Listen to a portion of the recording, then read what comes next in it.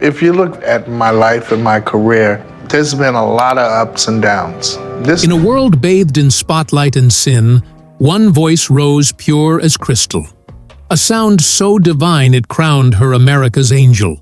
But fame, like fire, burns brightest before it devours. This is the story of Whitney Houston and Bobby Brown. A love that soared higher than glory and crashed harder than any song could save.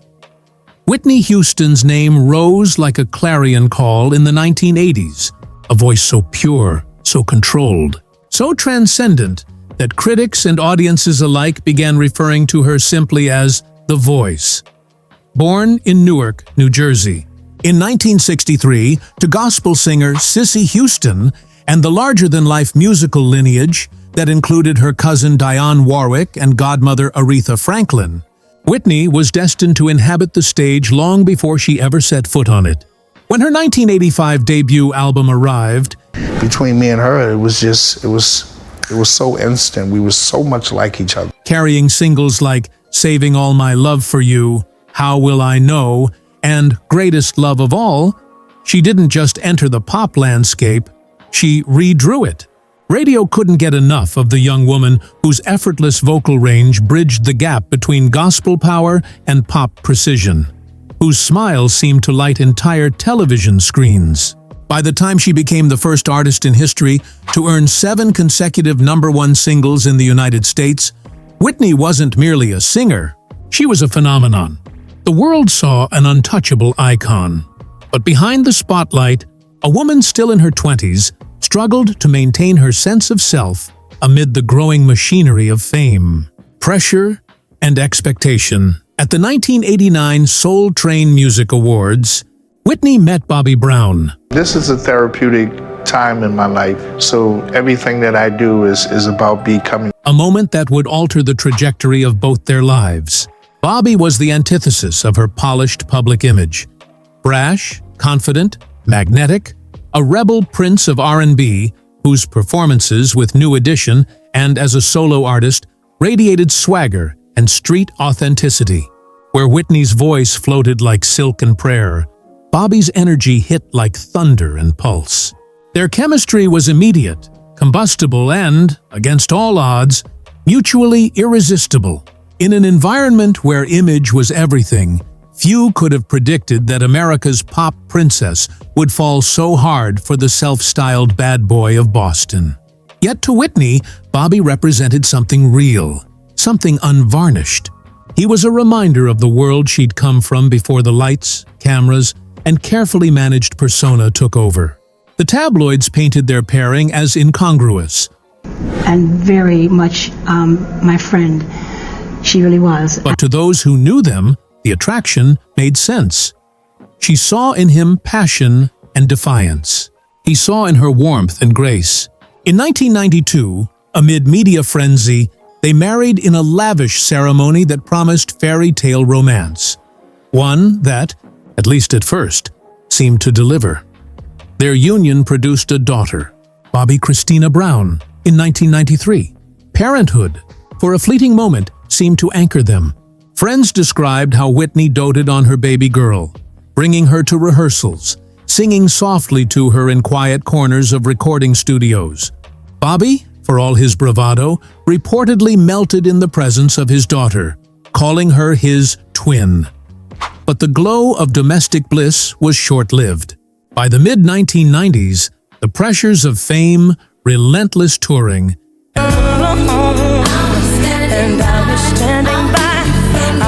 and the invasive glare of the media began to chip away at Whitney's calm exterior. Public whispers about drug and alcohol use turned to open speculation. Both Whitney and Bobby later admitted to substance dependency, though each denied responsibility for introducing the other to the habit. Friends recall the dynamic as volatile but deeply entwined. They were each other's solace and destruction, partners who loved ferociously, but also fought with equal intensity. It was around this time that Whitney delivered what remains one of the most iconic live performances in American history. Her rendition of the Star-Spangled Banner at Super Bowl XXIV in 1991, dressed in a simple white tracksuit, with no frills or theatrics, I will hold on to you with my dear life. And she's proud of me. I'm proud of her. She got in the bed with me this morning. She said, Mama. she sang the anthem with such purity of tone and command that it transcended patriotism and entered the realm of artistry.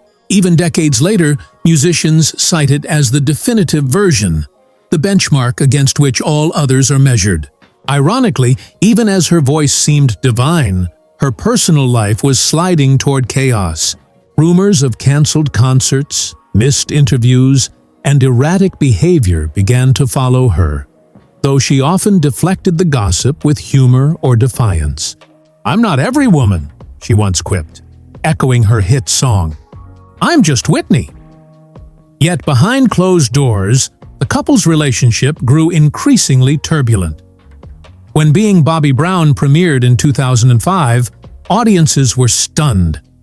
The reality television series meant to humanize Bobby's image. My mom, Carol, school, thank you. Who passed in December? Instead pulled back the curtain on the chaos of their home life. Cameras captured awkward arguments, strange laughter, tender moments, and alarming glimpses of dysfunction. Viewers saw Whitney as they had never seen her before. Not the immaculate diva in a sequined gown, but a woman weary, defensive, sometimes lost in her own words. The show, while a ratings success, accelerated her fall from grace in the public eye. Critics labeled it a portrait of mutual unraveling, and even longtime fans watched with a mix of sorrow and disbelief. For Whitney, who had once been America's sweetheart, the exposure felt like humiliation. For Bobby, it was both validation and indictment. She never let go of my hand, and I never let go of hers. By the mid-2000s, their marriage had become untenable. The bond that once seemed unbreakable now lay buried under addiction, jealousy, and exhaustion. They separated, and in 2007 their divorce was finalized, ending 15 years of a love that had been as captivating as it was catastrophic. In interviews afterward, Whitney spoke candidly about the relationship. "Bobby was my drug," she confessed, a statement both metaphorical and hauntingly literal. She described their connection as an addiction to intensity, a partnership that blurred the lines between passion and dependency. Bobby, too, expressed regret in later years, often referring to her as the love of his life, and admitting that he had failed to protect her from the storms they both created. In the years following the divorce, Whitney sought redemption. She re-entered rehab, leaned heavily on her faith, and returned Step by step, bit by bit. to the stage.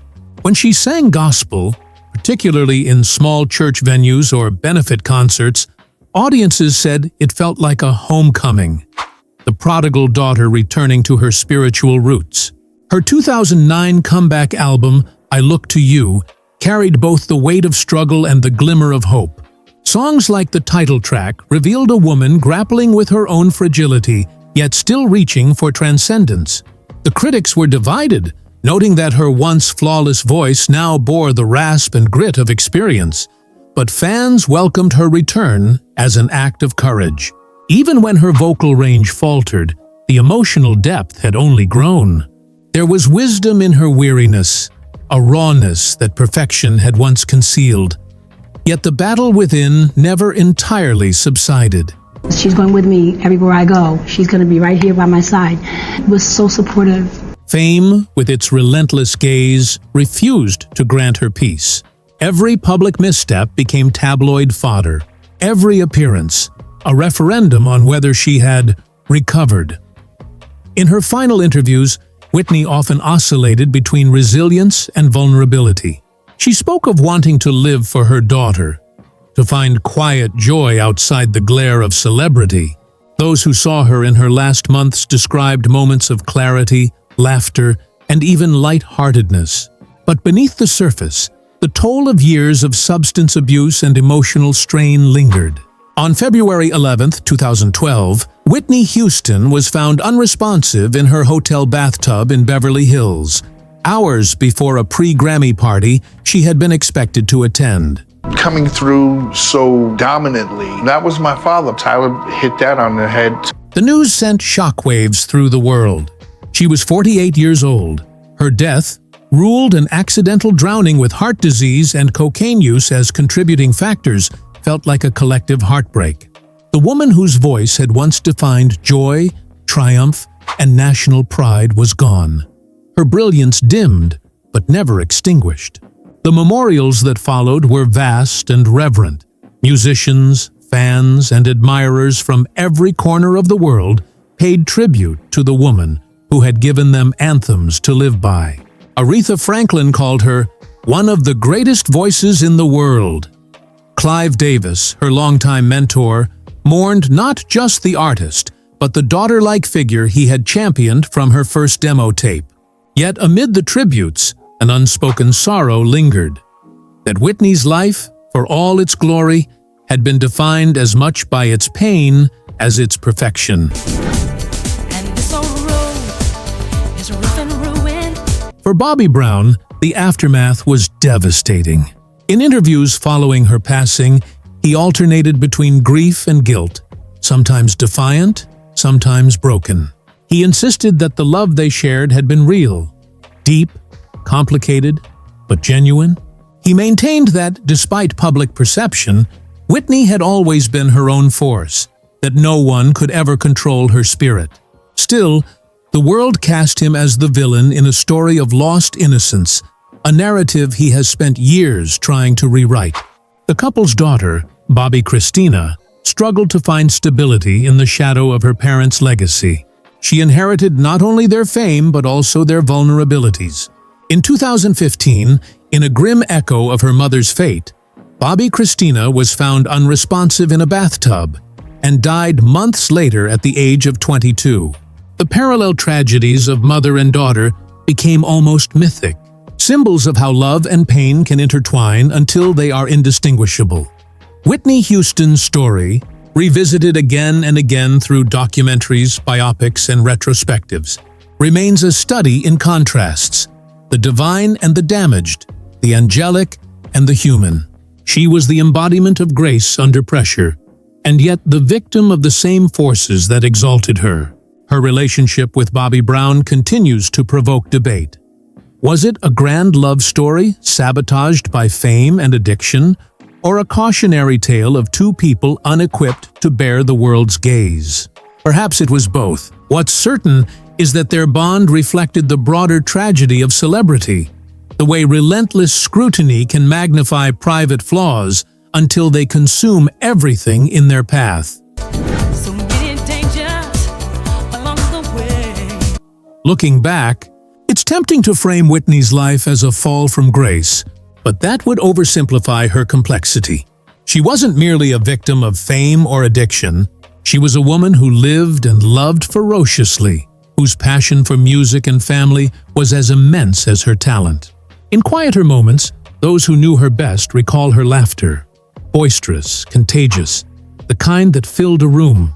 They remember her generosity, her quick wit, her maternal warmth. For every headline that chronicled her missteps, there were countless unseen gestures of kindness. Mentoring young artists, donating anonymously to charities, showing up for friends in need. Even in her darkest years, Whitney Houston never stopped searching for redemption. She spoke often about faith, about believing that God had not abandoned her. "The Lord is my shepherd," she once told an interviewer, "and I still trust him, no matter what." It was that faith, perhaps, that allowed her to keep performing even when her voice faltered, to keep smiling even when the tabloids were merciless. In her final performances, there was a fragility that transcended technique. She was no longer the invincible diva. She was a survivor, and audiences could feel that difference. When she sang, the notes carried the weight of everything she had endured, and the audience responded not with awe, but with empathy. Bobby Brown, too, has spent years reckoning with the past. His later memoirs and interviews reveal a man haunted by loss, but also determined to honor the truth of their shared history. He has remarried, fathered more children, and found a measure of peace. But the ghost of Whitney and the ache of Bobby Christina linger visibly in his expressions whenever he speaks their names. He has repeatedly said that his greatest mistake was letting the world define their love instead of protecting it. In one emotional moment on stage, he told a crowd, "I loved that woman more than I loved myself." It was both confession and eulogy.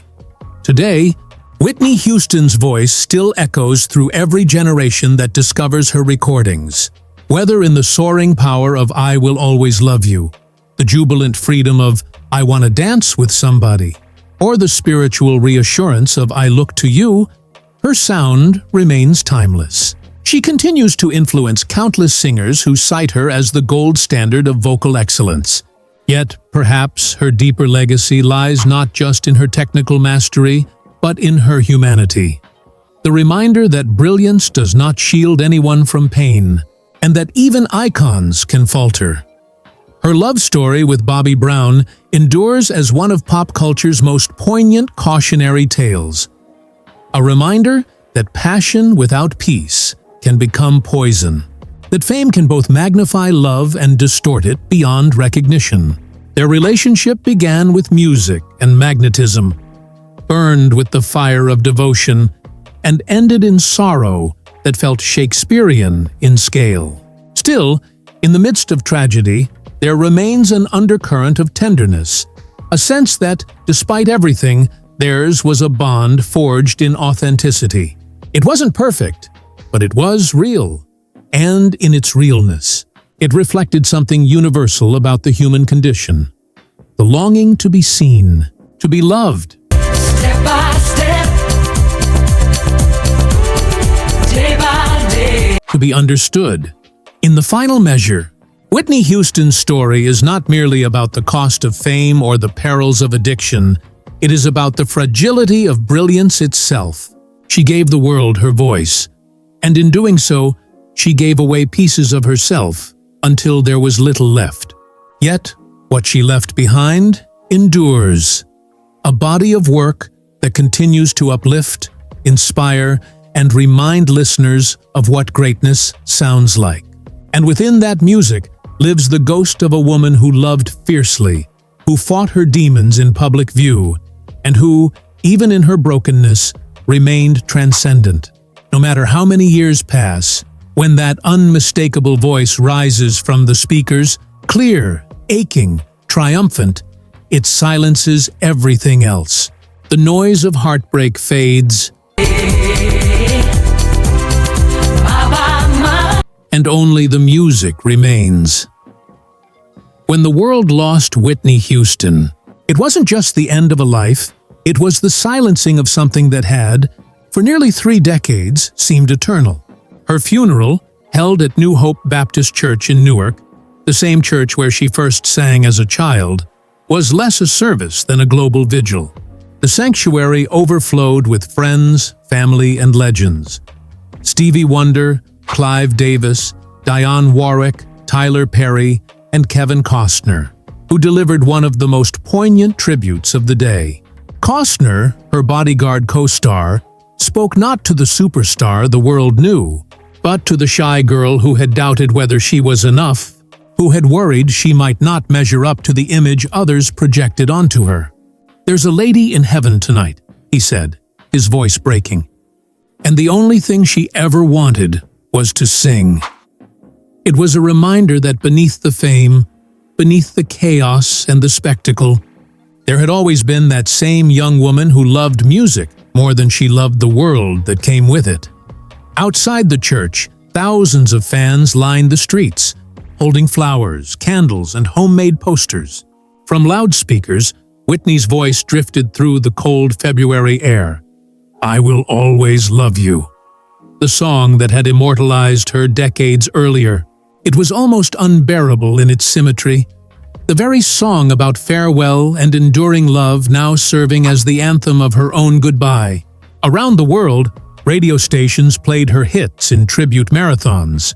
Television networks replayed her greatest performances. And social media, then still in its early cultural ascendancy, was flooded with grief, memories, and disbelief. Few artists had ever been so deeply woven into the emotional fabric of so many lives. In the months that followed, retrospectives and documentaries sought to reconcile Whitney's contradictions. There was the luminous, almost angelic performer whose voice could fill stadiums and lift spirits. And there was the troubled woman who had fought private battles that fame only magnified.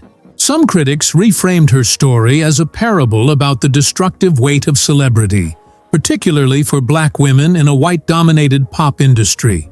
Others viewed it as the inevitable toll of genius, that the same intensity that allows someone to touch the divine through art also makes them vulnerable to the world's cruelties. But to fans, Whitney was neither martyr nor cautionary figure. She was family. Her songs had soundtracked weddings, graduations, heartbreaks, and moments of self-belief. Her voice was intergenerational currency. Mothers played her for daughters. Choirs taught her phrasing to new singers, and even children who hadn't been born during her prime could recognize her tone within seconds. I love you, baby. My baby, my child. The release of posthumous projects, like the compilation I Will Always Love You, the best of Whitney Houston, rekindled her presence in popular culture. In interviews, Clive Davis, the man who had discovered her, spoke of the meticulous care taken to preserve her musical integrity. He described hours spent in the studio remastering tracks to ensure they carried the warmth and brilliance she'd always demanded. Whitney's voice, he said, wasn't just an instrument, it was a spirit. Indeed, listening to her recordings after her death felt different. There was a new ache in the perfection, a haunting awareness of loss embedded in every crescendo.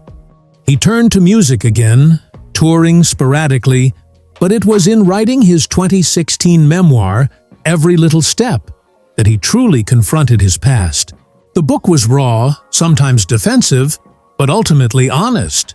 He admitted to infidelities, to substance abuse, to moments of weakness, but also to enduring love.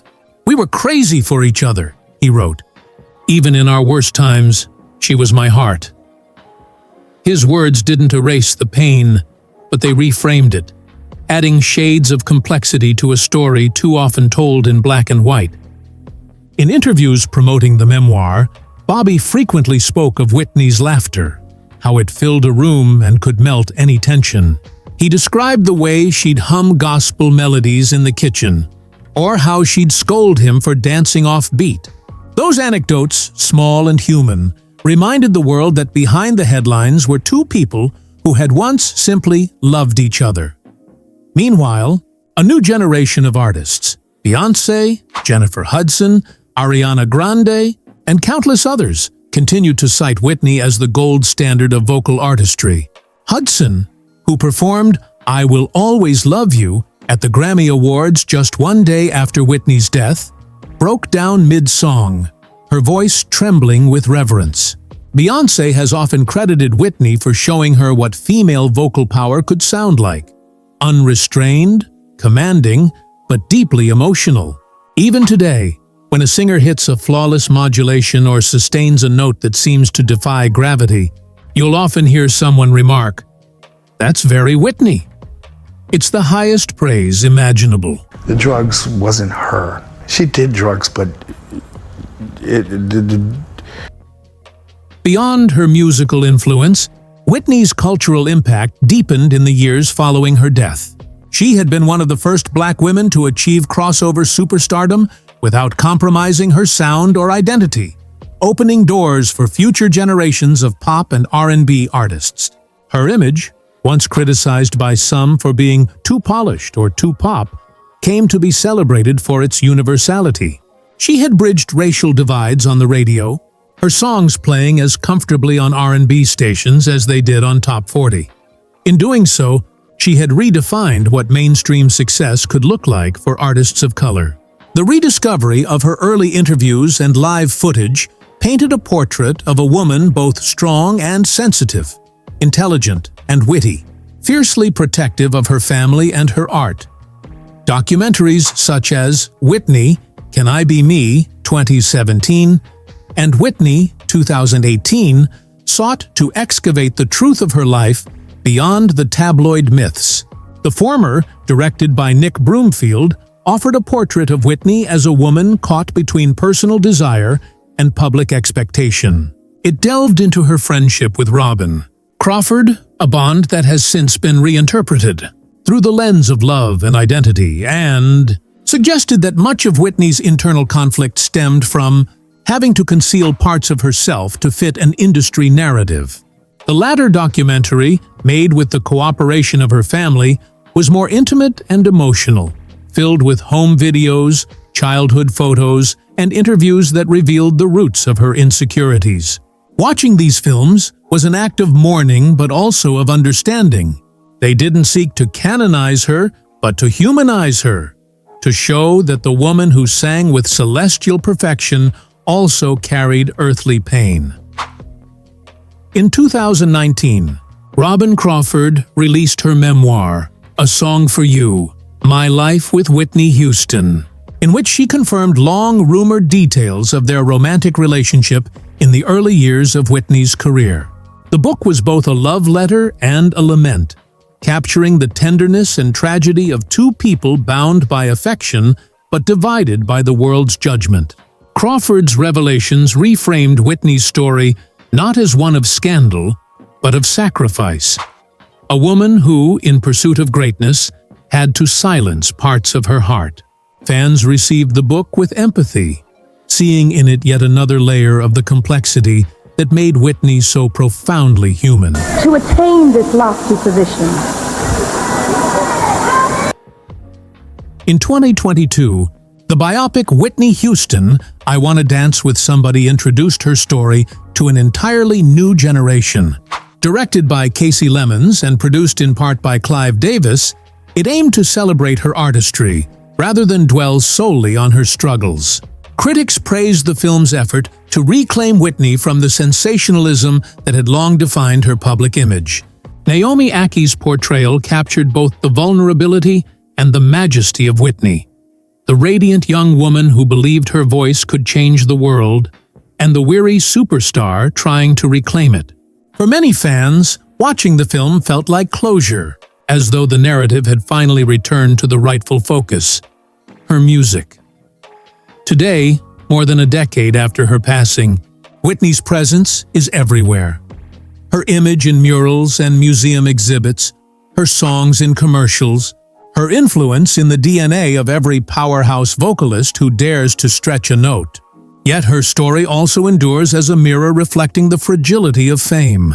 In a culture that consumes its idols as quickly as it crowns them, Whitney's life serves as both inspiration and warning. She was proof that talent could lift a person to unimaginable heights, but also that the world's adoration can become a cage. And still, through all the analysis, all the re-examinations and what-ifs, there remains one unshakable truth. Whitney Houston's gift was singular. It belonged not to an era or a genre, but to the very essence of human expression. She turned sound into emotion, language into transcendence. When she sang, the ordinary dissolved. For those few minutes, everything felt sacred. In that way, she continues to live, not in the headlines or documentaries, but in the goosebumps that rise when her voice hits a high note, in the tears that fall when her songs remind someone of love lost or found. Perhaps that is Whitney Houston's truest legacy. The reminder that even gods have hearts, and even perfection has a price. For all the glitter and chaos, for all the love and loss, her story remains one of faith. In music, in love, in the belief that a voice could heal what life had broken. And somewhere, beyond the noise, that voice still soars, effortless and eternal, reminding the world that the greatest love of all was always hers to give. In the decade following her death, Whitney Houston's presence refused to fade. If anything, it grew stronger, reasserting itself in ways that proved a great voice never truly dies. As the 2020s began, her estate, guided by Pat Houston, her sister-in-law and longtime manager, sought to reshape the narrative that had long centered on decline. The goal was not to sanitize Whitney's past, but to celebrate the magnitude of her artistry. The first step came in 2019, when a partnership was announced with Primary Wave Music, granting the company partial ownership of her estate and creative control over posthumous projects. It was both a business decision and an act of legacy management, ensuring that Whitney's image would be handled with reverence and strategy rather than exploitation. The agreement unlocked a series of initiatives: new compilations, re-releases, brand collaborations, and, eventually, an ambitious stage revival that would make headlines worldwide. By 2020, a hologram tour titled An Evening with Whitney, the Whitney Houston Hologram Tour, premiered in Europe before making its way to Las Vegas. The production, designed with cutting-edge digital projection and live musicians, recreated Whitney in her prime. The cascading curls, the radiant smile, the unmistakable presence that once commanded arenas. For fans who had never seen her live, or who longed to relive the magic, it was both surreal and cathartic. Critics were divided. Some called it eerie, others miraculous. Yet almost everyone agreed on one thing. Hearing that voice, even simulated, rekindled an ache for the real Whitney. Audiences often wept during I Will Always Love You, a song that, even decades later, still felt like an open wound stitched with melody. What might have been a gimmick for another artist became, for Whitney, a resurrection. At the same time, streaming platforms gave her catalog new life. In the years following her death, her monthly listeners on Spotify grew into the tens of millions. Younger fans, born after her heyday, discovered her through TikTok challenges, film soundtracks, and playlists curated by algorithms that recognized the enduring pull of her tone. I Wanna Dance with Somebody became a staple of digital nostalgia. Its synth-pop euphoria, finding fresh audiences who danced to it at weddings and pride parades without even realizing it was nearly 4 decades old. The 1987 anthem re-entered the charts multiple times, most recently in the early 2020s, proving that pure joy never goes out of style. Meanwhile, her gospel roots found renewed reverence. Videos of her live performances, especially her 1994 concert in South Africa, and her soul-shaking rendition of I Love the Lord, circulated widely online, earning comments from teenagers marveling at what real singing sounded like. For many, Whitney became a benchmark of authenticity in an age dominated by studio effects and digital perfection. In 2021, Whitney, the greatest love of all museum exhibit, opened in Newark's Grammy Museum Experience, just miles from where she had grown up. Fans walked through rooms filled with sequined gowns, gold records, handwritten notes, and family photos. One corner replicated her childhood church pew, the place where Little Nippy, as everyone called her, first learned to lift her voice to heaven. The exhibit wasn't only about nostalgia, it was about restoration. It reminded visitors that before the tragedy and tabloid headlines, Whitney had been a prodigy who changed the cultural landscape for women in music. The museum also hosted panels with producers, songwriters, and backup singers who had worked with her. They shared stories of late-night studio sessions, her perfectionism, her humor. One technician recalled how she could identify an off-key note from 3 rooms away. Another remembered her spontaneous generosity, buying instruments for session players, paying rent for struggling friends, never asking for recognition. Parallel to the museum exhibit, The Bodyguard celebrated its 30th anniversary in 2022 with a 4K restoration and limited theatrical re-release. Watching the film again, Kevin Costner's stoic Frank Farmer and Whitney's incandescent Rachel Marin, felt like opening a time capsule of 1990s Hollywood glamour. The soundtrack, which had already been the best-selling movie album of all time, surged once more on streaming services.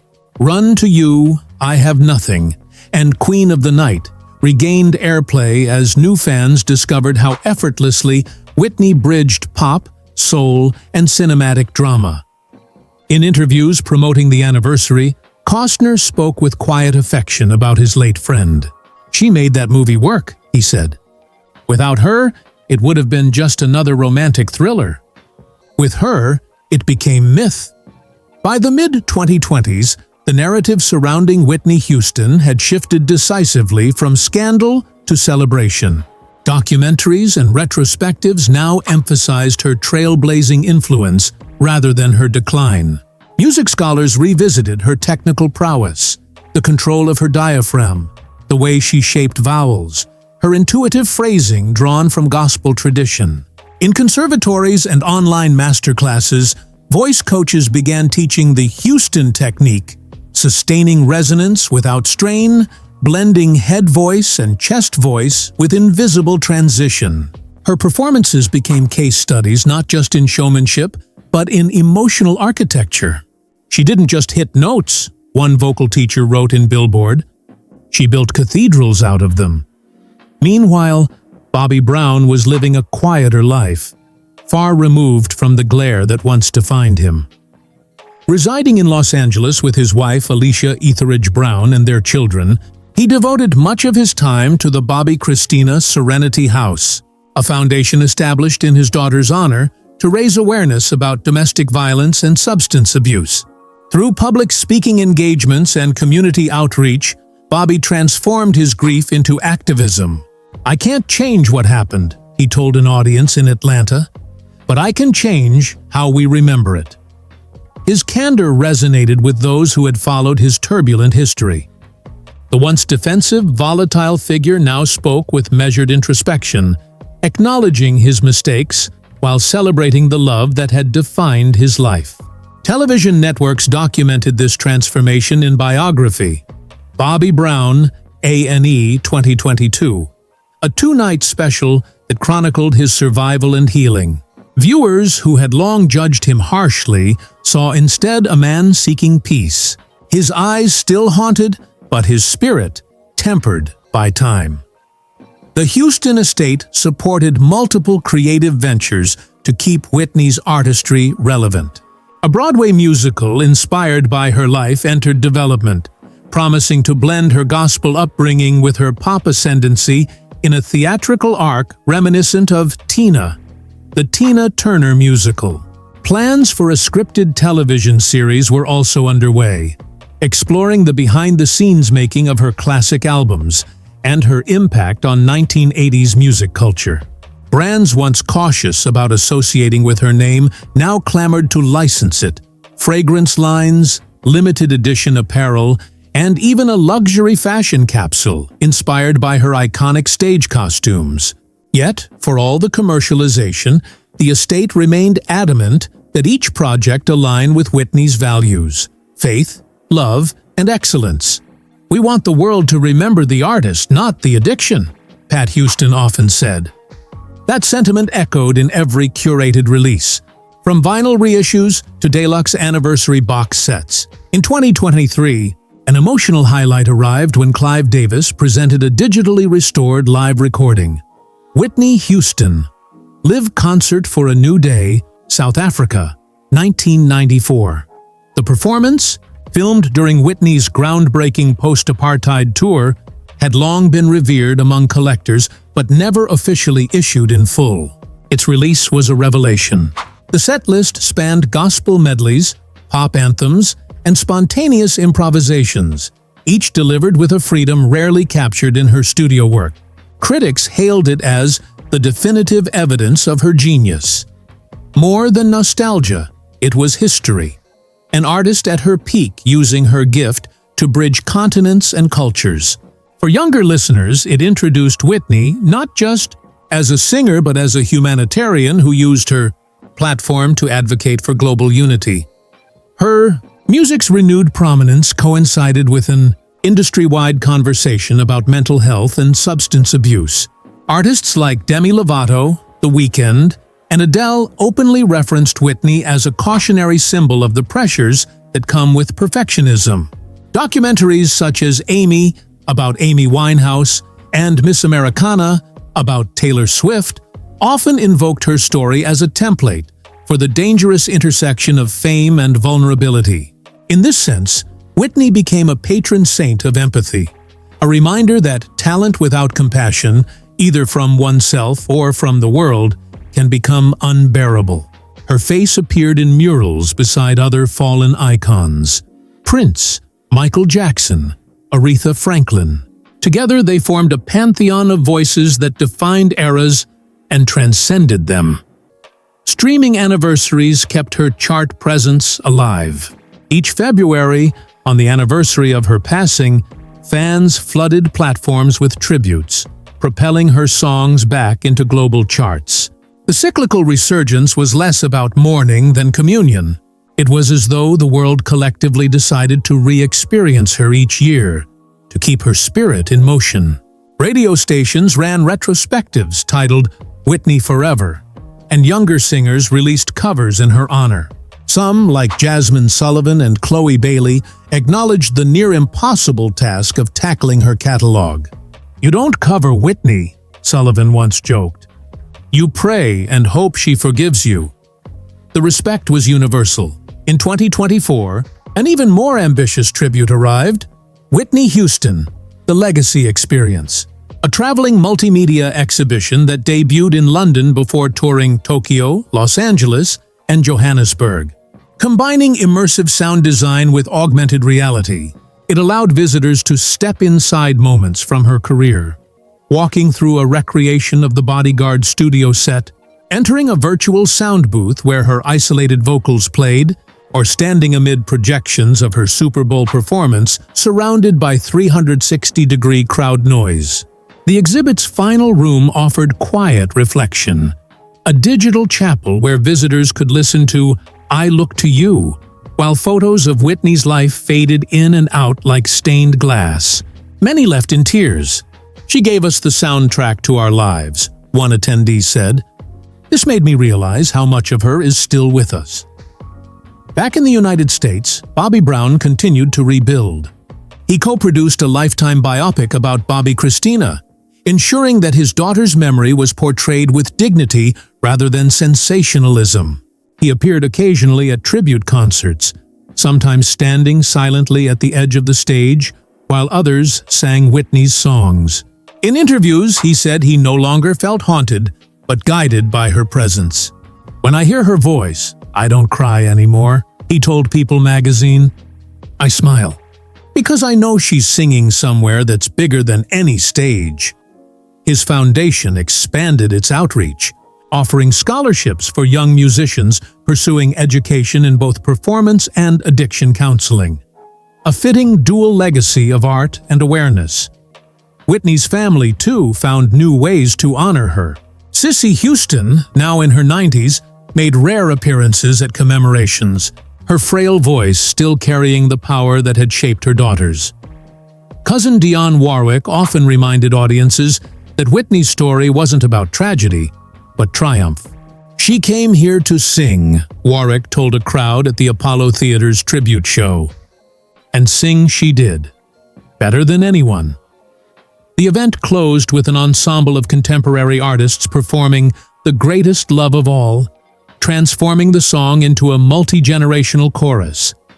The refrain, "Learning to love yourself is the greatest love of all," echoed through the historic theater, and for a moment, it felt as if Whitney herself were harmonizing from somewhere just beyond the lights.